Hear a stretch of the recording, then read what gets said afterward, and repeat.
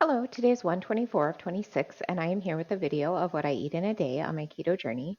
If you're new here, my name is Christy. I changed my diet to a high protein, moderate fat, low carb diet in April of 2024.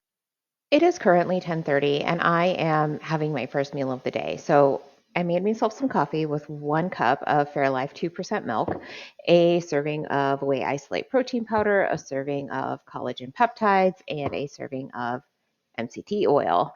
And then I did add a little bit of sweetener into my coffee this morning. I find that about a half tablespoon or maybe like 1 teaspoon is the right amount. It just adds a little bit of sweetness for me.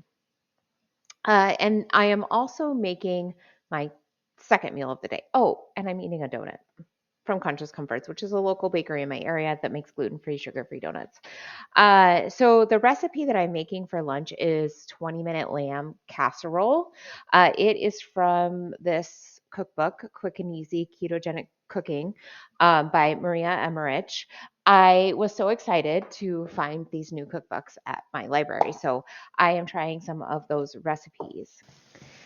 Okay, so in my saute pan, I have 2 slices of pork belly. The original recipe calls for 4 slices of bacon, but I'm using pork belly. It's a pretty thick cut, so that's why I'm only using 2 slices of it. And then I did add salt and pepper, which the recipe doesn't call for, but because I'm not using bacon, which is cooked like or processed with like lots of seasonings, there's nothing on this pork belly. So I did add some salt and pepper to make sure that it's seasoned and not just pork belly. I have chopped it up and I am just cooking it until it is like crispy. So the recipe says about 5 minutes. I've got some brown pork belly here. I'm going to add in a pound of ground lamb. Ooh, we're starting to get hot. I'm gonna have to turn that down. Don't want burnt. You want brown. And then I have here about a 1/4 cup of diced green pepper. And then I have 2 medium to small onions that I chopped into like a large dice. The recipe calls for pearl onions, frozen pearl onions. I could not find them anywhere in my area. I looked at 3 different stores. So I'm just going to use regular onion. Okay, so I'm just going to cook and crumble this. Now, the recipe says to add salt at the end. It calls for a teaspoon of salt. You're supposed to add it at the very end. I just, I don't like that idea. I believe that your meat layer should be seasoned. I am going to season my meat layer with that teaspoon of salt and then like go from there. Like I probably won't add some at the end unless I feel like it needs more salt, right? Like I do add quite a bit of salt to my food just because like I need it for the electrolytes. And I often will be like craving salt. But for like the recipe part of it, I'm adding the salt to my meat layer. So I will just cook and crumble this until it is cooked through and my vegetables are softened. Just kidding. I forgot one thing.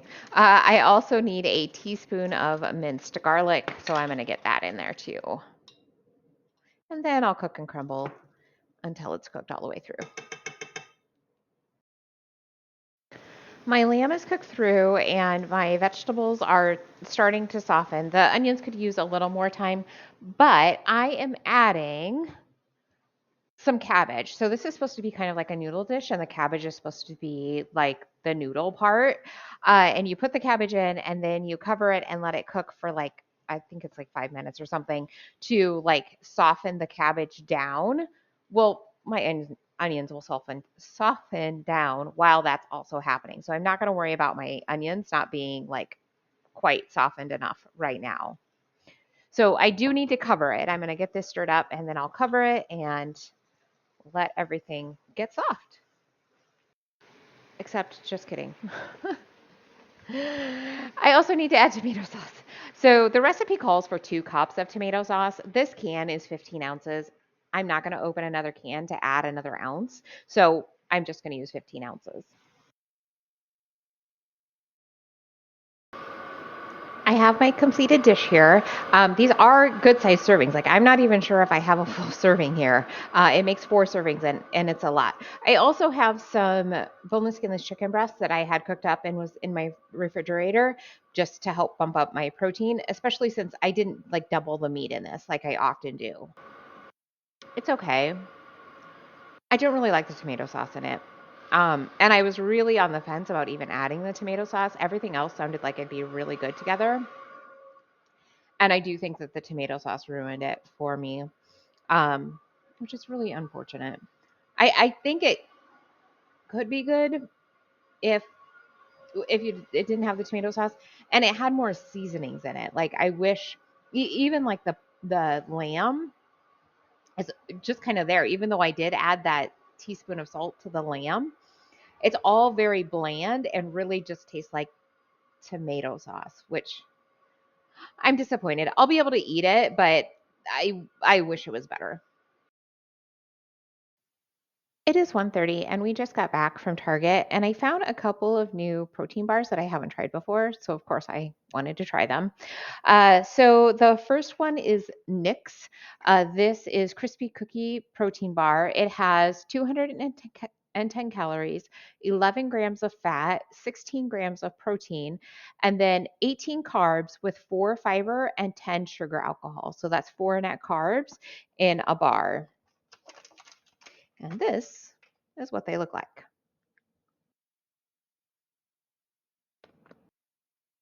I'm actually impressed with the taste of the chocolate. Um, it's one of the best chocolates that I've had in this kind of a bar. It's nice and soft and creamy. I like that. I'm not sure how I feel about the inside. It's got a little bit of crunch in there, which is fine. And the caramel's fine. I think there's maybe like a nougat layer that I'm not happy with. Like, it feels kind of dense and chewy, and I wish it didn't feel that way. It's not a particularly great bar. Like, it's okay flavor. I can eat it. Um, the chocolate is really the thing that like makes it taste like good. So it's not fantastic, but it's definitely not bad. Like, it's a decent bar. It does have erythritol in it, so that's going to be a problem for me. Not something that I would be buying for myself, but again, I wanted to try it. I like to try new things. My son doesn't have any issues with erythritol, and my other family members don't always either. Sometimes they do, and sometimes they don't. So, so it's okay. I like we'll be able to use the rest of the bars, and it's actually got a fairly decent flavor. All right, and then the other one is from Up and Up, which is a Target brand. So this is vanilla salted caramel. It has 200 calories with 9 grams of fat, 18 protein, and then it's got 18 carbs with 6 fiber and 7 sugar alcohol. So this one will have 5 net carbs in the bar. And this is what it looks like.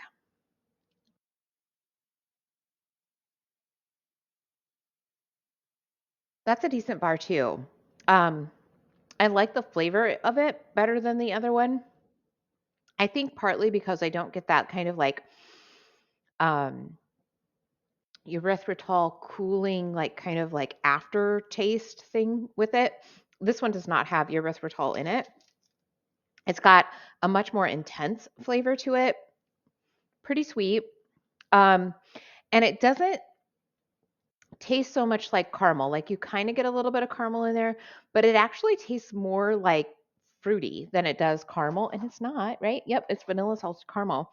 But yeah, it's got more like a fruit, like maybe a strawberry or raspberry kind of flavor to it. That's kind of what it tastes like to me. But it is decent. It's good. Like, I want to keep eating it. So it's a pretty good bar. It is 5:30 and I am ready for my last meal of the day. So I have a bowl here. This is pork carnitas. So this is from Park Street Deli, which I get at Aldi.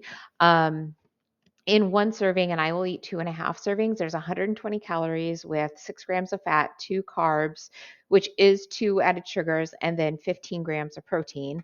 And then I topped it with a half cup of cilantro that I chopped up. I love cilantro, and 2 tablespoons of cotija cheese. I had a pretty great day today. I ended up with about 1,500 calories. My protein is 165. My net carbs are 28, and my fat is 79. So I'm in a caloric deficit of 340, which is about perfect. Maybe I'll see you tomorrow.